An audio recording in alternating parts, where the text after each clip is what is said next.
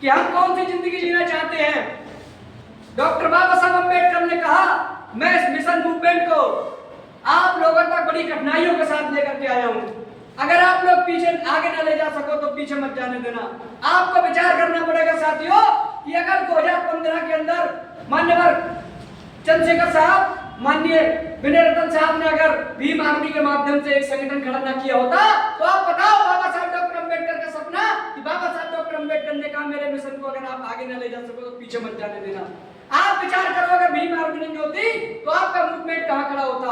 आप 1 मिनट के अंदर मुझे विचार करके बताओ, क्या यह क्रांति मान्यवर काशीराम साहब के बाद खत्म हो गई होती?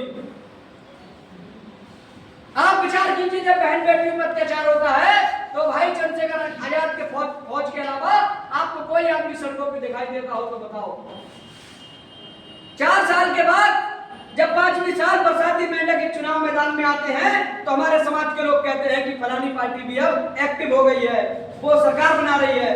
तो भैया 2011 से तो हम देख रहे हैं कि सरकार बन रही है, सरकार बन रही है, सरकार बन रही है, लेकिन स्थिति ये हो गई है कि 6% वोट पे आ गए हैं और उसी 6% वोट पर हमारे लोग बड़े दावा करते हैं कि साहब 6% वोट तो है ही कुछ नहीं है, तो उस पर कब तक गुमान करोगे आप बताओ? अगर सामाजिक गतिविधि अगर हमने आपने बंद कर दी तो कब तक हम 6% वोट पे हम लोग गुमान करते रहेंगे आप बताओ? एक दिन ऐसा आएगा जब 1% पे भी आप गुमान करोगे। समझना पड़ेगा साथी, मान्यवर काशीराम साहब कहते थे कि देश के अंदर सरकार हमारी बने या ना बने, राजपाट हमारा स्थापित हो या ना हो, लेकिन किसी भी कीमत पर सामाजिक गतिविधि रुकनी नहीं चाहिए। आपको विचार करना पड़ेगा, अगर हम और आप लोग सामाजिक गतिविधि ना करें तो इस देश का मूवमेंट, बहुजन समाज का मूवमेंट कहां थम रहा है? आप विचार कीजिए। आपको समझना पड़ेगा कि माननीय राष्ट्रीय अध्यक्ष माननीय विनय रतन साहब दिल्ली के अंदर राष्ट्रीय कोर कमेटी की मीटिंग कर रहे थे।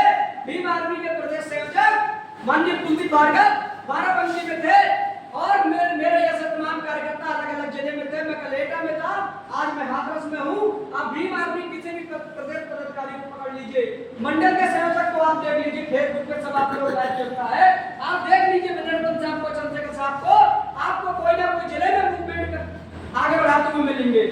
मैं पूछना चाहता हूं कि आप बताओ, अगर भीम आर्मी इस देश के अंदर ना बनी होती तो आप बताओ हमारा मूवमेंट कहां रुका होता? आपको विचार करना पड़ेगा। अभी राष्ट्रीय कोर कमेटी की मीटिंग में डिसाइड हुआ है कि हमारा 21 जुलाई का जो राष्ट्रीय अधिवेशन स्थापना दिवस जो होता है 21 जुलाई को भीम आर्मी का, वो हम इस बार बिहार के बोधगया में मनाएंगे। आप बताओ, किसी एक पार्टी का नाम बताओ, कोई एक राजनीतिक दल का नाम बताओ जो बोधगया में आंदोलन चलाने के लिए गया हो।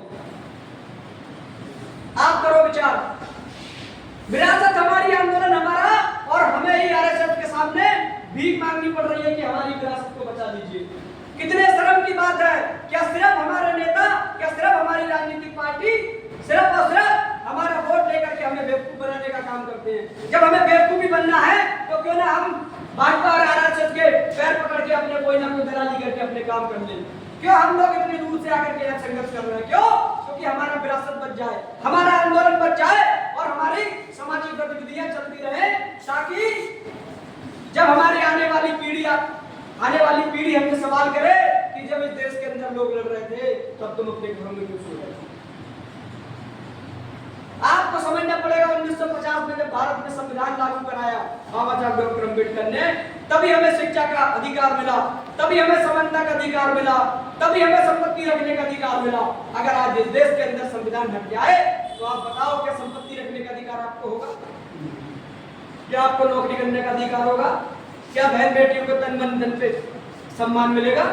क्या बुजुर्गों की पगड़ी का सम्मान होगा? क्या बुजुर्गों की मूंछों का सम्मान होगा?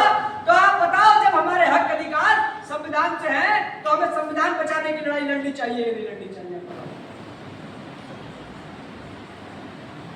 हम अपने बाप दादाओं की जमीनों पे एक मोहर लगा के, ठप्पा लगा के ये कह देते हैं कि मेरी पैतृक जमीन है, मेरी दायदाद जमीन है। मैं आपसे पूछना चाहता हूँ, इस बहुजन मूवमेंट आपकी दायदाद विरासत है या नहीं? आप बताओ। क्या आपके महापुरुषों ने इस आंदोलन में खून दिया है या नहीं दिया? बताओ। जब आपके महापुरुषों ने इस आंदोलन में खून दिया हो, जब आपके महापुरुषों ने संविधान दिया हो, जब आपके महापुरुषों ने शिक्षा समानता का अधिकार मिलता है या नहीं मिलता है, आप बताओ।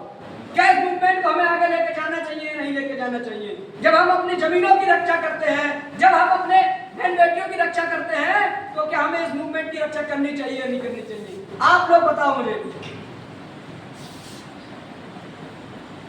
मैं जब अगली बार आपके जिले में कार्यक्रम देने आऊंगा, अगर मैं इस मंडल का प्रभारी रहा, तो मैं आपसे कहता हूं मुझे मंच की आवश्यकता नहीं है।